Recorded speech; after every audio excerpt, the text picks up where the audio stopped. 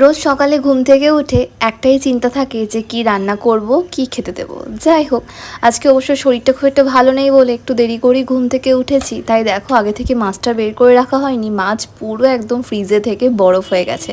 এবার এই মাছ ছাড়িয়ে দেখি কীরকমভাবে রান্না করি। মাছের বরফ ছাড়তে কতক্ষণ টাইম লাগে। আর দেখো, কয়েকটা ছোটো ছোটো ইলিশ মাছ নিয়েছিল, তো সেগুলোও দেখছি বরফ আছে।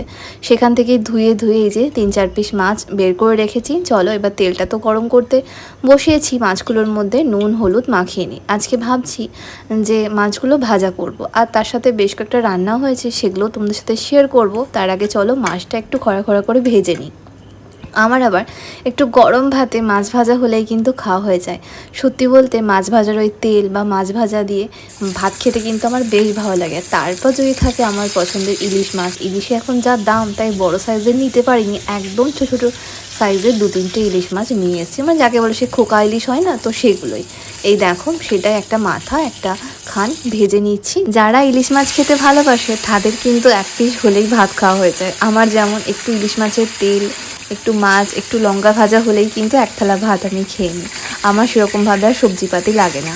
আর মাম্মা আর তোমাদের দাদার জন্য ভাজি কাতলা মাছ। ভাবলাম যে একবার ঝাল করে দিই, তারপর ভাবলাম যে না থাক, আজকে শরীরটাও খুব একটা ভালো নেই, আর বেশি কিছু করতে পারছি না। গরম গরম মাছ ভাজা আর ভাত খেয়ে নেবে।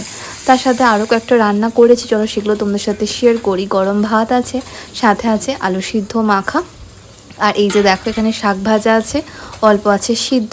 এটা অবশ্য তোমাদের দাদার জন্য। আর এই যে মাছের মাথা দিয়ে খেরো, মাছের মাথা দিয়ে খেরোর তরকারি আমি আবার খুব একটা ভালো খাই না, তো ওকে একটু দেবো, বাকিটা থাকবে।